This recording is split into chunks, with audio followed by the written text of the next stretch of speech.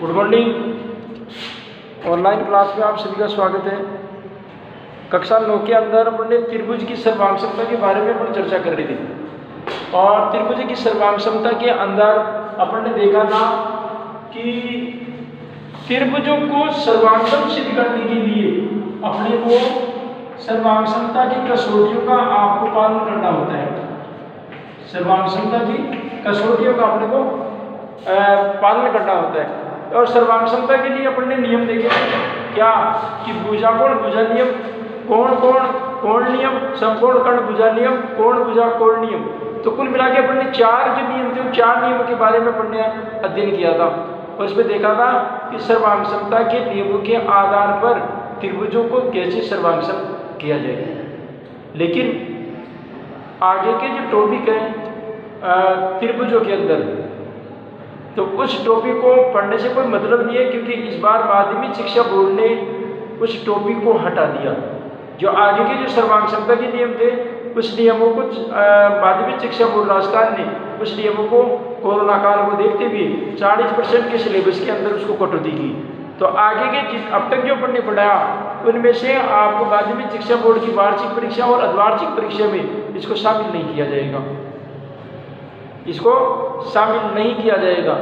इसलिए आगे के त्रिभुज की सर्वांग क्षमता की कसौटियों को और त्रिभुजों की सर्वांग क्षमता के टॉपिकों पर को छोड़ा जाता है, उसको छोड़ेंगे। और अब बात करेंगे अपने अगले चैप्टर की, जिसका नाम है चतुर्भुज। ये प्रश्नावली आपकी 9वीं है, सॉरी 8वीं है। ये प्रश्नावली 8वीं है, तो इस प्रश्नावली 8वीं के बारे में अपन अध्ययन करेंगे, जिसका नाम है चतुर्भुज। उस चतुर्भुज के अंदर और चतुर्भुजों की सर्वांग क्षमता और चतुर्भुजों का क्षेत्रफल, चतुर्भुजों की विशेषताएं, ये तमाम तरीके की बातें अपन देखेंगे। देखिए, अध्ययन करेंगे चतुर्भुज क्या है, चतुर्भुज किसे कहते हैं, चतुर्भुज की विशेषता क्या है और चतुर्भुज के प्रकार, चतुर्भुज के कोण, चतुर्भुज के गुणधर्म। तो ये छोटी छोटी चतुर्भुज के बारे में जो विशेषताएं उसके बारे में अपन अध्ययन करेंगे। तो आइए अपन देखते हैं कि चतुर्भुज के अंदर क्या क्या होता है और कैसे चतुर्भुज बनते हैं और किन किन प्रकार से, कौन कौन से प्रकार चतुर्भुजों के अंदर होते हैं। और अच्छा, एक अपन एक समीकरण भी अपन सिद्ध करेंगे, जो इस बात को सिद्ध करेंगे कि चतुर्भुज के अंदर बनने वाले जो कोण है उनका योग कितने डिग्री के बराबर होता है, उसको अपन सिद्ध करने की कोशिश करेंगे। आइए पहले अपन बात करेंगे कि चतुर्भुज कहते किसको है। जैसा कि नाम से लग रहा है चतुर्भुज, चतु है प्लस भुज। आप हिंदी पढ़ते हैं। चतुर्भुज का मतलब चतुर यानी 4 और भुज यानी भुजाएं। चतुर यानी 4 और भुज यानी भुजाएं। तो चतुर्भुज किसे कहते हैं? चतुर्भुज के अंदर वह आकृति जिसमें 4 भुजाएं, 4 कोण व 4 शीर्ष होते, उसको चतुर्भुज कहा जाता है। वह भुजाएं, वह आकृति जिसके अंदर 4 कोण या आप ये भी कह सकते हैं कि 4 भुजाओं से घिरी हुई जो बंद आकृति है उसको क्या कहते हैं? चतुर्भुज कहते हैं। उस चतुर्भुज के अंदर 4 कोण, 4 शीर्ष और 4 भुजाएं होती है। 4 भुजाएं, 4 कोण और 4 शीर्ष होते हैं, उसको चतुर्भुज कहा जाता है। एक बात, चतुर्भुज की जो आकृति होती है उस चतुर्भुज की आकृति के अंदर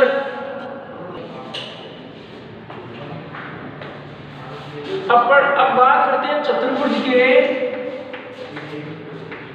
गुणधर्म। गुणधर्म का मतलब होता है इसकी क्या क्या विशेषताएं होती है। चतुर्भुज के गुणधर्म का मतलब चतुर्भुज की क्या क्या विशेषताएं होती है। तो गुणधर्म का मतलब चतुर्भुज की विशेषताएं। तो चतुर्भुज के अंदर कौन कौन सी विशेषताएं होती है वो देखिए। नंबर 1, चतुर्भुज के अंदर पहली बात तो 4 भुजाएं होती है। चतुर्भुज के अंदर 4 कोण होते हैं और चतुर्भुज के अंदर 4 शीर्ष होते हैं। और एक सबसे बड़ी बात कि चतुर्भुज के गुणधर्म के अंदर विकर्ण भी होते हैं।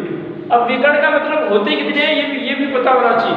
मान लीजिए ये चतुर्भुज है, ये चतुर्भुज के अंदर इनके शीर्षों को विकर्ण कहते हैं। किसको है? किसी भी आकृति के विकर्ण का मतलब उनके शीर्षों को मिलाने वाला जो रेखाखंड है वो चतुर्भुज कहलाता है। शीर्षों को मिलाने वाला जो रेखाखंड होता है, यानी दो शीर्षों को मिला त्रिभुज को छोड़ के, त्रिभुज के अंदर पहली का विकर्ण नहीं होती। त्रिभुज के अंदर बाध्यिकाएं होती है। त्रिभुज के अंदर क्या होते हैं? बाध्यिकाएं होते हैं। तो त्रिभुज के अंदर बाध्यिकाएं होती है, बाकी आकृतियों के अंदर विकर्ण होते हैं। तो विकर्ण किसे कहते हैं? कि जब दो शीर्षों को मिलाने वाला जो रेखाखंड होता है उनको क्या कहा जाता है? विकर्ण कहा जाता है। क्या कहा जाता है? विकर्ण। तो विकर्ण कितने होते हैं ये बताना है। विकर्ण हमारे पास में शीर्ष होते हैं 4, और 4 शीर्षों के अंदर आपको बताते कि 2 शीर्षों को मिलाने पर एक विकर्ण बनता है। 2 शीर्षों को मिलाने पर एक विकर्ण बनता है। अतः 4 शीर्षों को मिलाने पर कितने विकर्ण बनेंगे? 2 विकर्ण बनेंगे। और 4 शीर्षों से ज्यादा किसी चतुर्भुज के अंदर होते नहीं है। तो 4 शीर्षों के अंदर कुल कितने विकर्ण होते हैं? 2 विकर्ण होते हैं। इसका मतलब चतुर्भुज में कितने विकर्ण होते हैं? 2। चतुर्भुज में कितने विकर्ण होते हैं? 2। अब एक बात, चतुर्भुज के अंदर जो विकर्ण होते हैं 4, उन 4 विकर्णों के अंदर सॉरी जो 2 विकर्ण है, उन 2 विकर्णों के अंदर जब दोनों विकर्ण जब एक दूसरे को काटते हैं,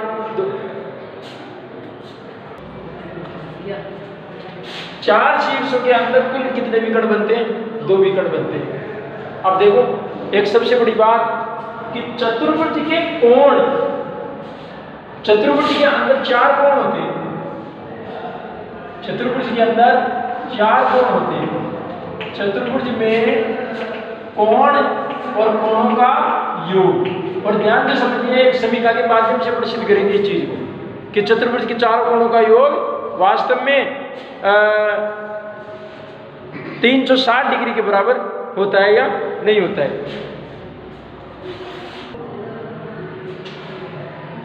चतुर्भुज के कोण और उस कोणों का योग।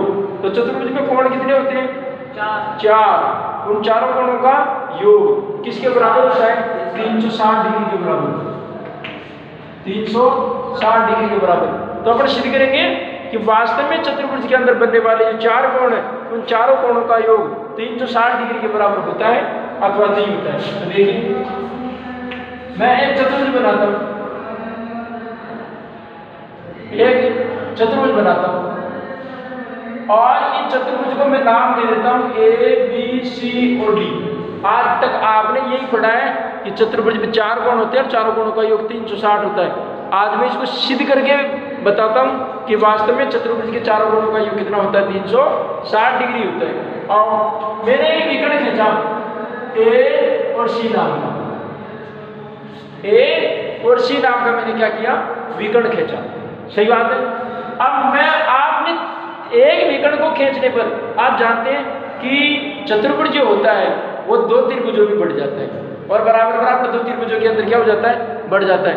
और चतुर्भुज के अंदर त्रिभुज के अंदर बनने वाले जो तीनों कोण है उस तीनों कोणों का योग कितना होता है? 180 डिग्री। क्योंकि त्रिभुज तो पढ़ चुके हम, त्रिभुज तो पढ़ चुके। तो त्रिभुज के अंदर जो बनने वाले जो तीनों कोण है उस तीनों कोणों का योग कितना होता है? 180 डिग्री का।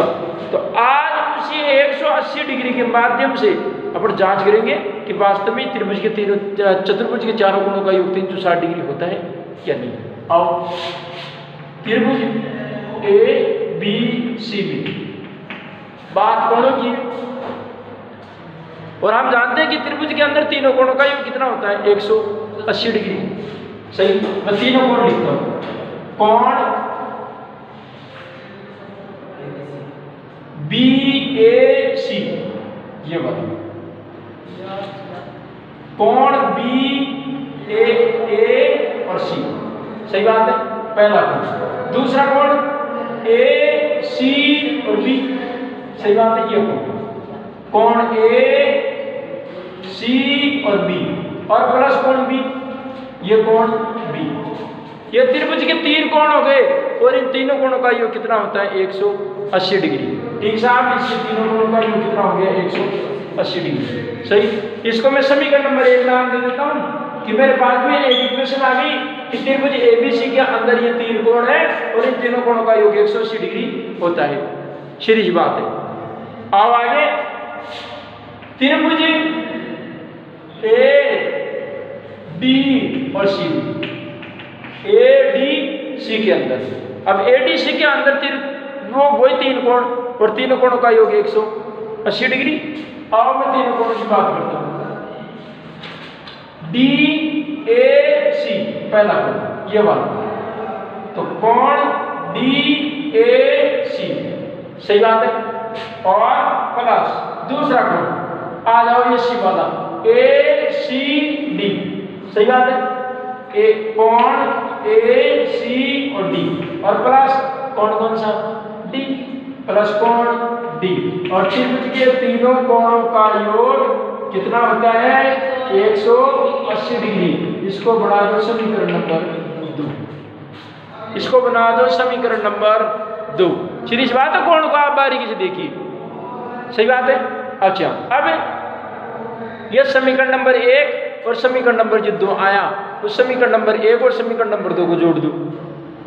क्या कर दो? जोड़ दो। जोड़ते हैं साहब, समीकरण नंबर 1 व समीकरण नंबर 2 को जोड़ने पर, 2 को जोड़ने पर जोड़ता हूं। देखो, पहले एक त्रिभुज एबीसी और बाद में एडीसी, तो कोण बीएसी प्लस कोण एसीबी प्लस कोण बी, और प्लस आ जाओ एडीसी में कोण डीएसी प्लस कोण एसीओडी प्लस कोण डी, और तीनों कोणों का दोनों कोण पहले वाले का 180, दूसरे वाले का भी 180। सही बात है, कोण तो बराबर ही होता है ना, योग तो पहले समीकरण का योग 180, दूसरे समीकरण का योग 180। सही बात है, त्रिभुज के दोनों कोणों का योग मैंने जोड़ दिया। अच्छा, एक बात, ये कोण जो ए आया, ये माध्यिका की वजह से ये कोण ए नाम का 2 भागों में बटा हुआ है, 2 भागों में बटा हुआ है। अगर मैं इन दोनों ही भागों को जोड़ दूं तो जोड़ने पर कोण ए बनेगा कि नहीं बनेगा? कोण क्या बनेगा? ए बनेगा। आओ पहले मैं कोण ए की बात करूंगा। कोण ए कैसे आएगा? एक तो कोण बीएसी को और कोण डीएसी को जोड़ने पर, सही बात है, कोण डीएसी को जोड़ने पर, सही बात है। तो क्या कोण या तो इन दो की वजह से आएगा, तो इन 2 की वजह से इन दोनों कोणों की जगह मैं कोण क्या लिखूंगा? ए। क्या लिखूंगा? ए। अब आ जाओ कोण सी में, कोण सी के अंदर कोण एसीबी प्लस कोण एसीडी, कोण एसी और डी, इन दोनों कोणों को जोड़ने पर कोण कौन सा आता है? सी आता है, सही बात है। इसलिए मैं मान करता हूं उस समीकरण का, यानी ए का और इस ए का मान तो आता है कोण ए प्लस कोण सी का, और कोण इन दोनों कोणों का योग आता है कोण सी, और प्लस कोण बी और कोण डी तो पहले ही दे रखे हैं, पहले ही दे रखे हैं। इसलिए ये 180 को 180 को जोड़ेंगे तो कितने हो गए? 360।